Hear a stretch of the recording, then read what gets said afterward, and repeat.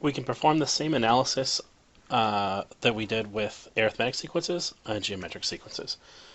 So, knowing the definition of a geometric sequence being a sequence who the ratio of two terms is always constant, we can develop some definitions for, or some formulas for how to calculate what those things are. Just like in arithmetic, we can maybe start with a recursive rule, in that we'll start with a first term, and then by definition we'll get a new term by taking the old term and multiplying by this common ratio, or whatever we get by dividing a term by the previous one.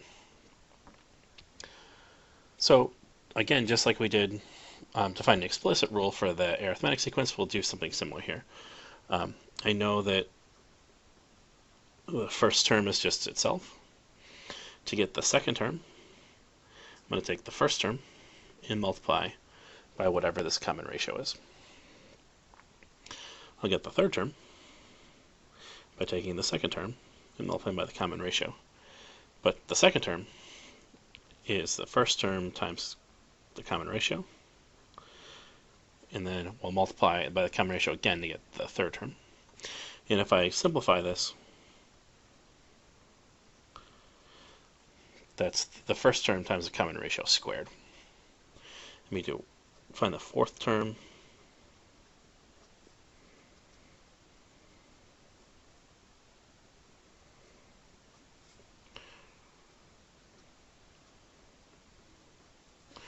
Which is just the first term times the common ratio to the third power. And much like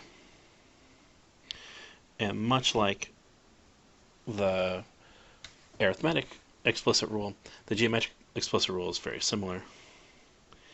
And then I can get the nth term by taking the first term and multiplying by the common ratio one less times than where I want to end up at.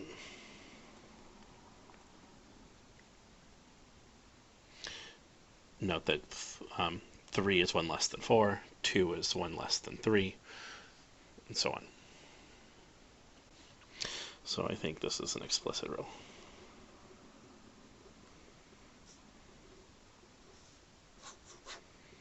For geometric. And we'll use those to solve some problems here. So first we're going to show that this sequence is geometric, and then hence from that we're going to show that the general term can be written in this kind of funny fashion. So now let's start with showing this geometric. Show this is geometric, we need to show that the ratio of two terms is constant,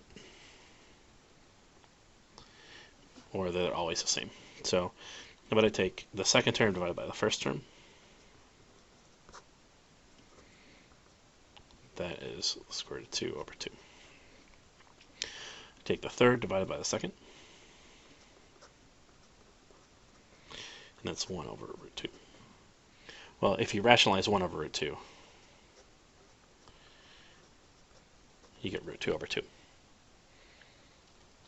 So it's not that hard to continue through this pattern. You either get root 2 over 2 or 1 over root 2, which are the same. So they have the same common ratio.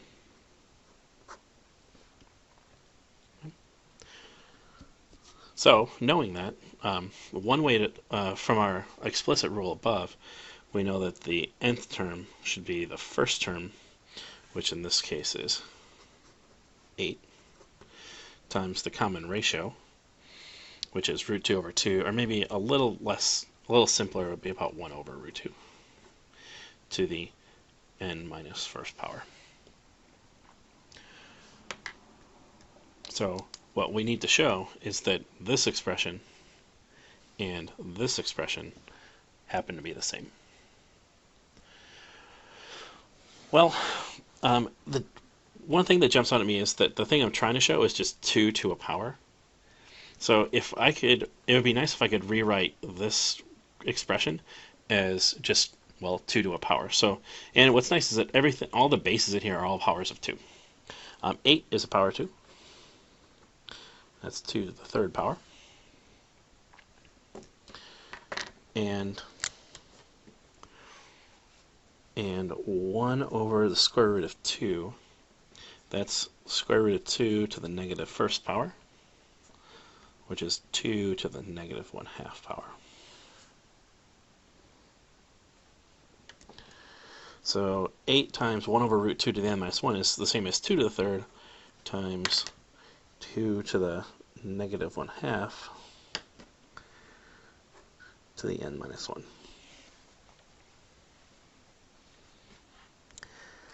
And use the exponent rules. Powers of powers are what I get when I multiply the two exponents together. So this is 2 to the third times 2 to the negative 1/2 times n minus 1. When I multiply the same bases together, that's adding the exponents.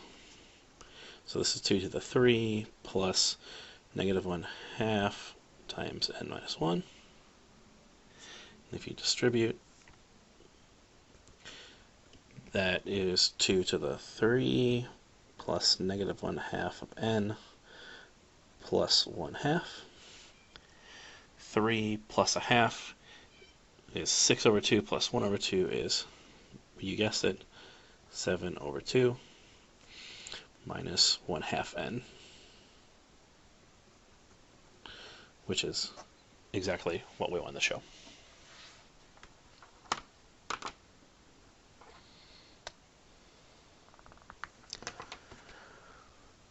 Another example, let's find the first term in this sequence that exceeds or is greater than 25,000. From this definition, it looks pretty clearly that the first term is 5. In the common ratio, if I divide two terms, it's going to be square root of 2. So I know that the nth term is 5 times square root of 2 to the n minus 1 power. And I want to find the first term in the sequence that's strictly greater than 25,000. So I need to solve this inequality. Well, I can undo this times 5 by dividing by 5. So we know that the square root of 2 to the n minus 1 power is bigger than 5,000. I want to get at this thing in the exponent. So one way to get exponents, or to get values out of exponents, is to use logarithm.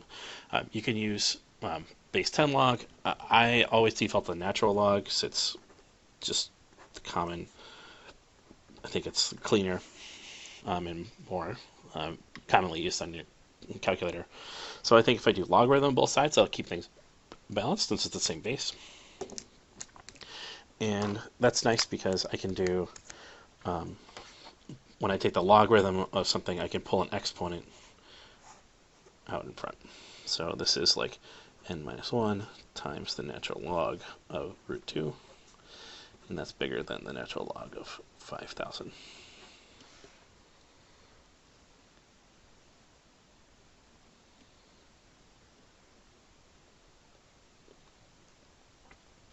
So I get n minus 1 by itself by divided by the natural log of root 2. Natural log of root 2 is greater than 1. Is positive, so it's not going to change the inequality here. I know that n minus 1 is bigger than whatever this ratio is. Natural log of 5,000 times natural log of root 2.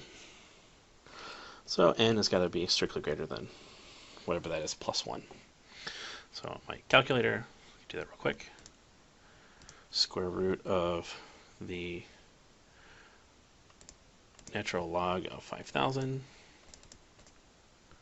top, natural log of the square root of 2 on bottom,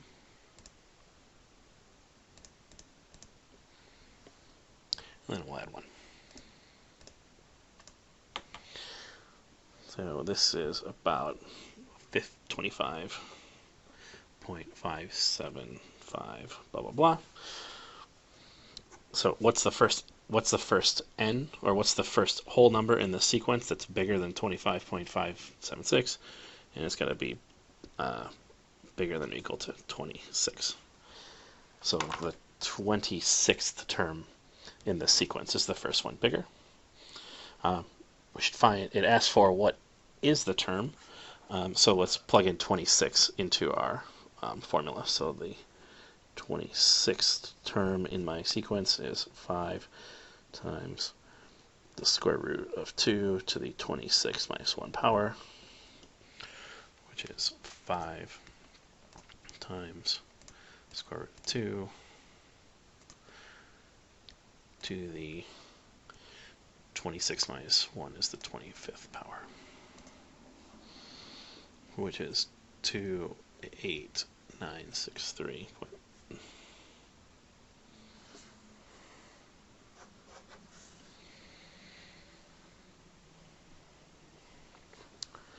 Lastly, when we use geometric sequences, they are commonly used to model financial problems. Your calculator, whether using an 84 or an Inspire, have built in a finance function. On the 84 or on the 80, excuse me, on the Inspire, it's in the menu. When you're in the calculate screen, you get menu and then finance is option 8. We're going to use the finance solver. And it brings up a table that looks something like this. I'm going to clear out whatever is in here. Make sure it's all clear. Yep. Okay.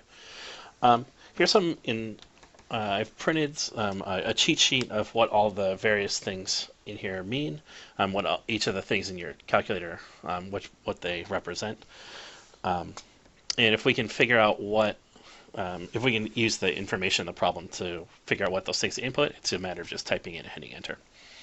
In this problem, $5,000 is invested for 4 years at 7% PA, or per annum, or annually.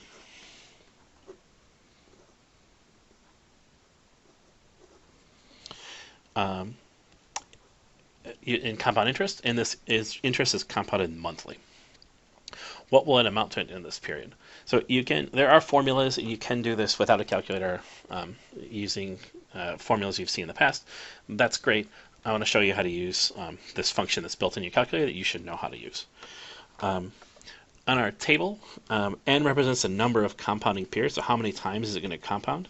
Well, in this case, n is, we're going for 4 years and we're compounding monthly, so there are 12.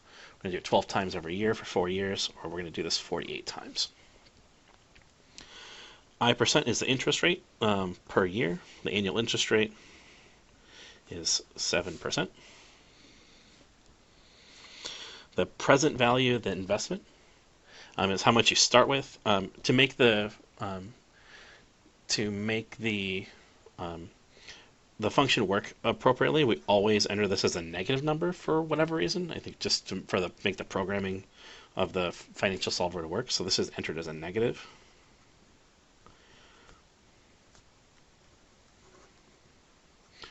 I think because we're thinking of it, it's essentially its past value, and then we're looking into the future where it's going to end up going. But we're always under this negative. So for our case, it would be negative 5,000. The payments each period. This would be if I want to add more money to it, at like every month. If I'm adding $10 every month. In this case, we're not. We're just leaving it. So for us, this is going to be 0. The future value is what we're going to calculate. So we won't worry about typing anything there. That's what's going to spit out. The P over Y, the number of payments per year, and that would be how many times you would pay out, or you would check at the payment. This is going to should be equal to the number of times it's compounded every year. In this case, it's 12, and the number of compounding periods. These two numbers should agree, 12 and 12. Lastly, so you could say whether you want the payment at the beginning or the end. The default is end, and you should leave the answer at end. So I'm going to type in each of these values into my financial solver, leaving the FV blank, and then I'm going to hit enter on FV, and it should spit out my value. So there are 48 payments there. The investment rate is 7%. The present value is negative 5,000. We're not adding any money to it. We have 12 per year, and we're going to compound 12 times. So on future value, I'll hit enter. And the future value of this investment is 6610.26938, blah, blah, blah. Or since this is money, how about $6610.27?